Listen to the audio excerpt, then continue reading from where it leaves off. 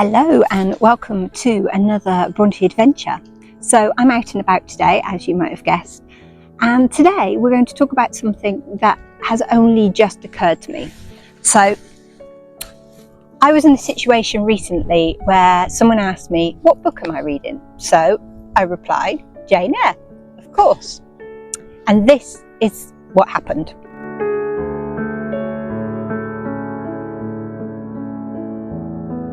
So, what book are you reading at the moment? Oh, I'm reading Jane Eyre at the moment. Yeah. Oh, I love Pride and Prejudice. I think that's great. That's my favourite author. Really? Duh. So there you go. That's what occurred to me. Why is it that Jane Austen and the Brontes get muddled up so much? There must be something to it. So today's video, I'm going to look into why everyone seems to muddle the two writers up. There are a few things which, yes, might connect them, but there is also a lot that makes them very different. So come with me today and let's have a look at what the difference is between Jane Austen and Charlotte Brontë.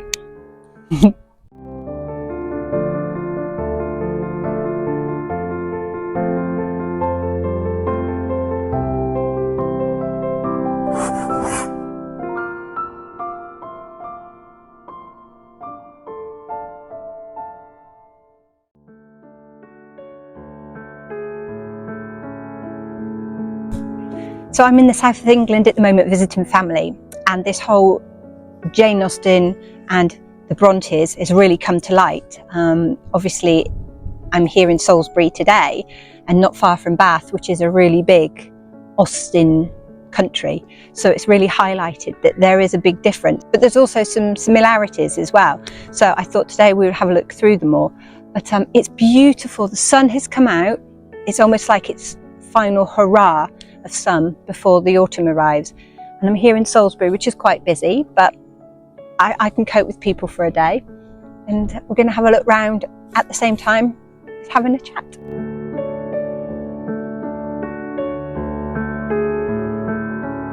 So I'm going to go and have a look around the cathedral, and I'll see what it's like inside. I mean, obviously I can compare this to cathedrals of the north, because obviously I've been through quite a few recently. And obviously lots of churches as well. I got a feeling I won't accidentally come across a wedding today, so that's, obviously a bonus. But, cathedrals, a big thing in England. Obviously a cathedral makes the town a city as well. So, it was a big deal for people to have a cathedral in their town. But again, another huge structure to explore. But yeah, it's looking a bit busy. The wind's catching up as well, so I think I might have just made the most of that last ray of sunshine when I was sat down.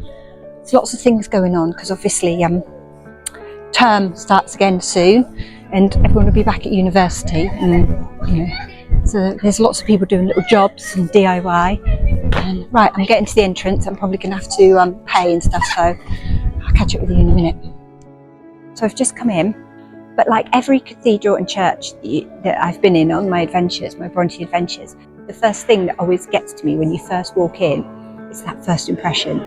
You're greeted by this huge building, these huge high ceilings and pillars, and just the grandness of it. And every time I just can't get over how this was made by man, with no machines, no real sort of telehandlers and cranes and stuff. This was men up ladders. It just gets to me every time. So let's have a look round. And I promise I am going to talk about Jane Austen and the Brontes. I've just got a little bit distracted, but nothing new there than me. Yeah, let's have a quick look. I'll show you.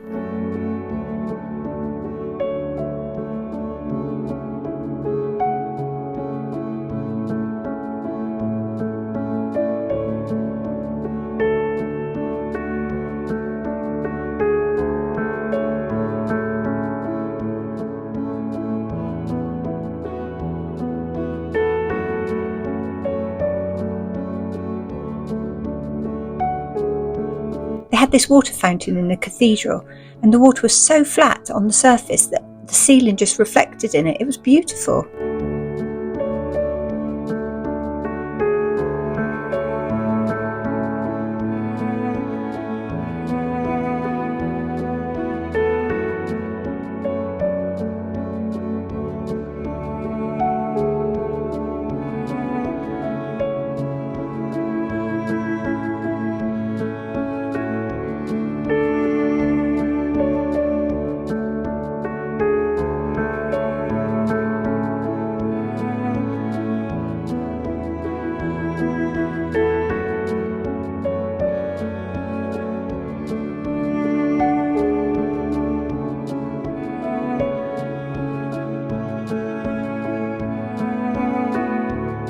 So you might be wondering, Kate, where are you? You're not in Salisbury. No, it is now the next day. And this next section, which I've been trying to talk about, has gone a little bit wrong. So bear with me. This is my third attempt at talking about Jane Austen and Charlotte Brontë and their families and their backgrounds, and things like that. But it seems it's not happening.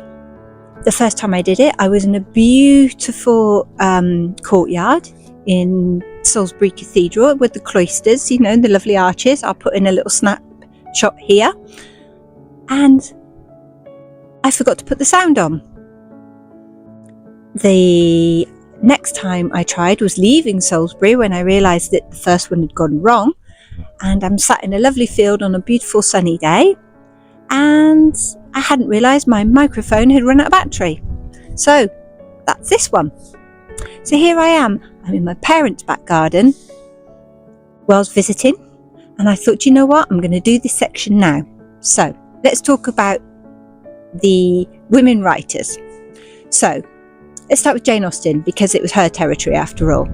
So Jane Austen was born in 1775 and died at the age of 42 in 1817.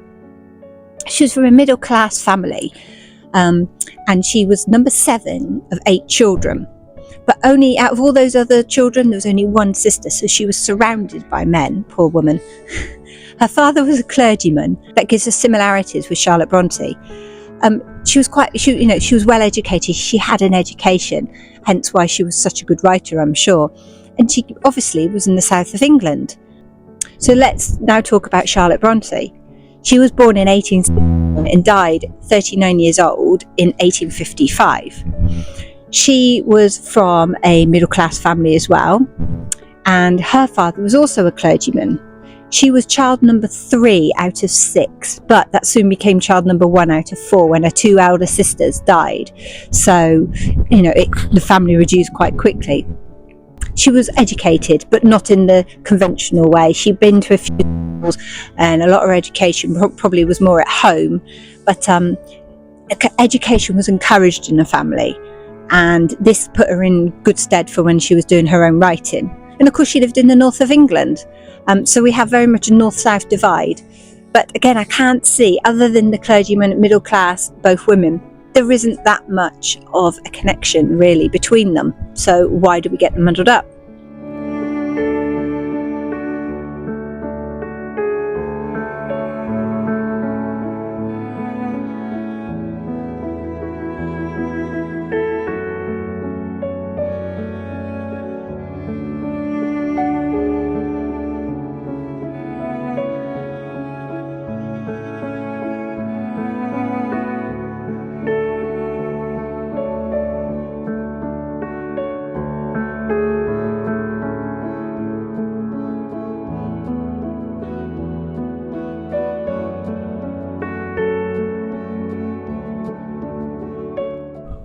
And just as I start talking with suns on, the sun goes behind a cloud. If I take them off, I'm going to squint like a little animal, like a little mole. See? No, I can't do it. I've got to put the sunnies back on. Sorry about that. So let's compare the women's writing. Let's start with Jane Austen. Her first novel was in 1811, and that was Sense and Sensibility. And she went on to write 4 more novels after that. Style of writing was very sharp and social, and it was like social commentary, you could almost say, with these romantic plots. And she observed things like the manners and the class system, as well as things like families and relationships. And there was always that bit of comedy in there as well. And of course, we're based in the Regency era, which is very different from Charlotte Brontë. She covered themes such as marriage and social class, as well as economic pressures on families, and the lives of the women in this middle and upper class families that she looks at. So we look at Charlotte Brontë, who wrote her first novel in 1847, age 31, a very similar age to Jane Austen as well. But she used the pseudonym Cura Bell because, her and her sisters were all worried about the impact of being a woman writer. and would she be taken seriously? She wrote 4 novels in total before she died. Again, death stopped her from writing, just like Jane Austen, but again, that isn't enough of a coincidence. Her topics were more about, passion and dramatics and strong, complex heroines and Gothic influence. She talked about isolation and inner turmoil. And again, when you put them side by side, that's very different. There were little areas of wit, but it was more comments from Jane to Mr. Rochester. There wasn't the comedy that you get when you read Jane Austen.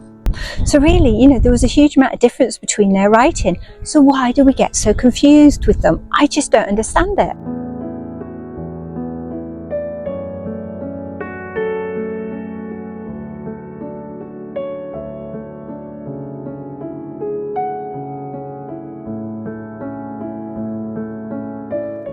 So I'm not very good at doing this walking and talking, and I'm even worse about doing filming in public. And I've just had 2 lads come up to me. They were following me for ages on their skateboards, and they just came up and went, "You vlogging?" And I said, "Well, kind of, yeah." And it just made me think that us Brits are really rubbish at blowing our own trumpets and talking about what we do and shouting from the rooftops about how proud we are of what we do. So I thought I'd just nip into this chat about Jane Austen and Charlotte Brontë to let you know that if you haven't been on my channel before, you know that walking and talking is a little bit of a complicated thing for me. I seem to be unable to walk I'm not able to walk and talk very well at the same time for some reason. Anyway, I completely forgot what I was going to say. So they made me realise that I don't promote my own channel enough. I don't say, "Hey guys, halfway through a video, do the whole like and subscribe thing."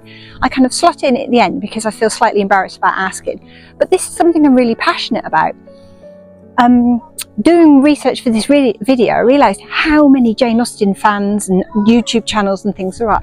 Brontë Sisters, there's hardly anything. And I kind of am passionate about it. I love researching, I love looking into it all. And I kind of would really like more and more people to be Brontë fans like myself. And so I started this channel with that in mind.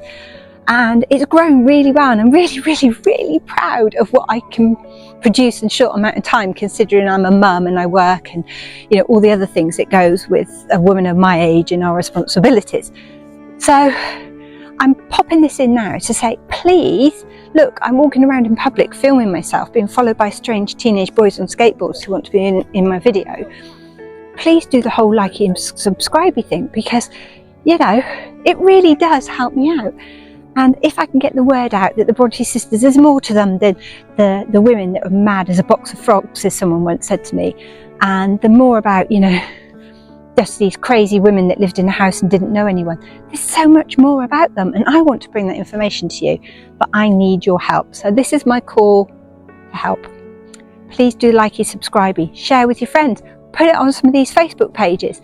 Let people know that me, Kate, is out here filming in public, making an idiot of herself, being followed by boys on skateboards, because I'm trying to tell everyone that the Brontes were amazing.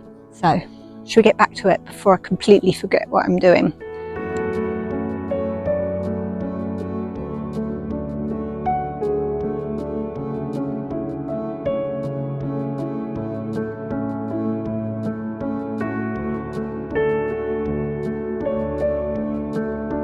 Let's look a little bit at their personal lives and see if that helps give us a clue of why they're mixed up all the time. So if we start with Jane Austen, she had one marriage proposal but never got married, so she died a spinster. That's the phrase that they use and I hate it, but basically she died unmarried. Much of her writing though is about marriage and is about love and is about romance. And I wonder if part of that is because she never married herself. But then you look at her as an individual. She was quite a private person and she led quite a quiet life. She is very aware of her surroundings and took a lot of observations from places that she went.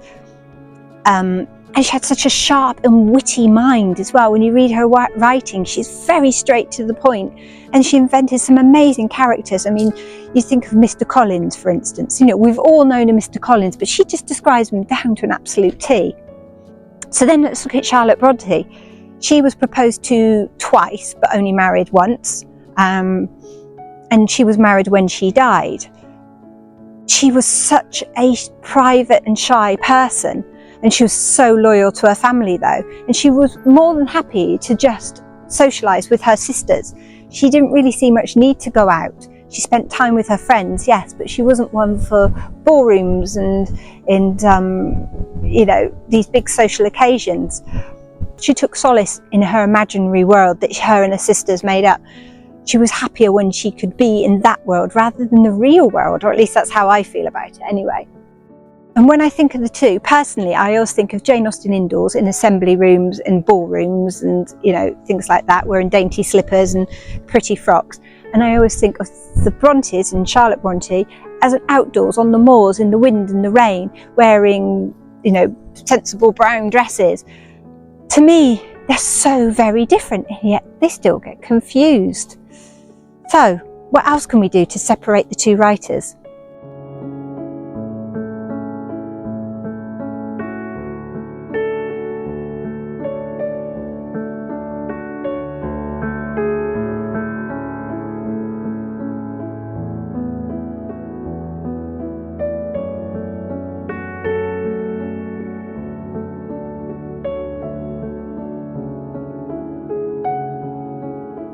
So why confused? Okay, so you could say they were women writers from history, but actually when you look at it, Jane Austen was from the Regency period and Charlotte Brontë was from the Victorian period. Actually, that's a big difference. Could it be because Jane Austen never really went out of fashion, so her books have always been around, so it's very difficult to pinpoint it in a period in history? I don't know. I mean, both were very successful women writers, and there weren't many women writers around. So maybe we just put them all into the same category as historical women writers. Maybe, I don't know. I mean, their styles are totally different. In some ways, they cover completely different things when you think about it. But in other ways, Jane Eyre, she falls in love with the man that she's always wanted to marry, and they get married at the end. Sorry if you haven't read it. And in Sense and Sensibility, she falls in love with the man and she marries him at the end, as do the sisters. So maybe that's it. Maybe this story is, in some ways, the key things that people remember makes them merge. I don't know. Both explore topics like love and marriage, but Jane Austen focused on the social side of things. And the satire, and whereas Jane Eyre was more about emotions and psychological depth and things like that. So yes, they might have both touched on marriage and touched on love, but in completely different ways. I still don't understand how we can get the confused. Is it just this business of the name Jane? People just hear Jane and they just assume it's all one person. This is tricky. This is tricky. So what is my conclusion? Well, if you actually look into them, they are their own person, which is obviously what we all want in life. So actually, they're very, very different when you look at it closely. You read Jane Eyre and you hold your breath and think, oh my goodness. You read Sense and Sensibility and you're there with the women, you're feeling their emotions as they go through the hardship and the difficulties. And I think it's a different sort of feeling. But I also think people just see a woman writer in history and they put them all into the same category. And I think that's where the confusion has come from.